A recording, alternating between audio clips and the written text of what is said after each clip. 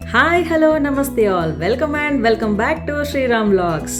So ಇವತ್ತಿನ speciality ಏನಂತಂದರೆ independence day ಸ್ಪೆಷಲಾಗಿ ಈ ವಿಡಿಯೋನ ಮಾಡ್ತಾ ಇದ್ದೀವಿ. ಸೊ ನಮ್ಮ ಮನೆ ಹತ್ರ ಇರೋ ಪಾರ್ಕ್ ಹತ್ರ ಹೋಗಿದ್ವಿ. ಅಲ್ಲಿ ಇಂಡಿಪೆಂಡೆನ್ಸ್ ಫ್ಲ್ಯಾಗ್ ಹಾಸ್ಟಿಂಗ್ ನಡೀತಿತ್ತು. ಫ್ಲ್ಯಾಗ್ ಹಾಸ್ಟಿಂಗ್ ಅಟೆಂಡ್ ಮಾಡಿ ರಾಷ್ಟ್ರಗೀತೆ ಹೇಳಿ ಸೊ ಎಲ್ಲ ಸಲ್ಯೂಟ್ ಮಾಡಿ ಸ್ವೀಟ್ಸ್ ಎಲ್ಲ ಕೊಟ್ಟರು. ಸ್ವೀಟ್ಸ್ ತೊಗೊಂಡು ಮನೆಗೆ ಬರ್ತಾಯಿದ್ವಿ.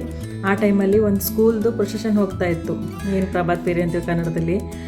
ಅದನ್ನು ನೋಡಿಬಿಟ್ಟು ನಮಗೆ ಎಷ್ಟು ನಮ್ಮ ಚೈಲ್ಡ್ಹುಡ್ ಎಲ್ಲ ನೆನಪು ಬಂತಂದರೆ ಎಷ್ಟು ಖುಷಿ ಆಯಿತು ಅವ್ರ ಮಕ್ಕಳು ನೋಡಿ.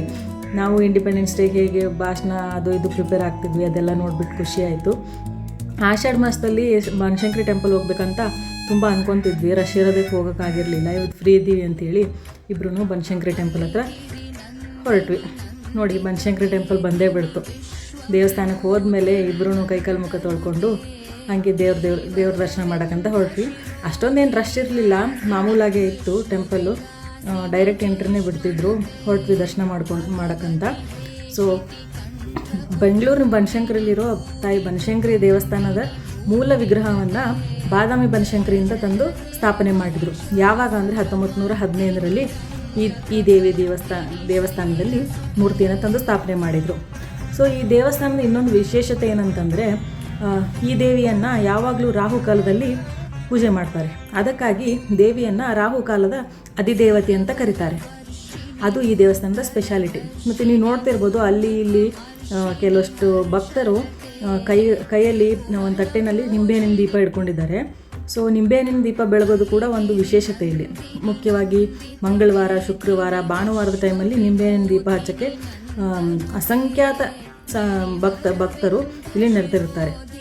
ಸೊ ನಿಂಬೆಹಣ್ಣನ್ನು ಉಲ್ಟಾ ಮಾಡಿಬಿಟ್ಟು ತುಪ್ಪದ ದೀಪ ಅಥವಾ ಎಣ್ಣೆ ದೀಪನ ಹಚ್ಚಿ ದೇವ್ರಿಗೆ ಬೆಳಗಿ ಗುಡಿಯಿಂದ 2 ಸುತ್ತು ಹಾಕಿ ಅಲ್ಲಿ ಹೋಗಿ ಶಾಕಾಂಬರಿ ಮತ್ತು ಚೌಡೇಶ್ವರಿ ಮತ್ತು ಇನ್ನೊಂದು ದುರ್ಗಾದೇವಿ ದೇವಸ್ಥಾನ ಇದೆಲ್ಲ ಪಕ್ಕದಲ್ಲಿ, ಬನಶಂಕರಿ ದೇವಸ್ಥಾನದ ಪಕ್ಕದಲ್ಲಿ, ಅಲ್ಲಿ ಆ ದೇವಸ್ಥಾನದ ಮುಂದೆ ಅರೇಂಜ್ಮೆಂಟ್ಸ್ ಮಾಡಿದ್ದಾರೆ ನಿಂಬೆಹಣ್ಣಿನ ದೀಪ ಇಡೋಕ್ಕಂತ.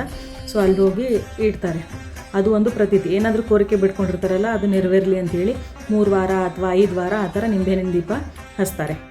ಅದು ಒಂದು ಇಲ್ಲಿ ದೇವಸ್ಥಾನದ ವಿಶೇಷತೆ ಅಂತಲೇ ಹೇಳ್ಬೋದು.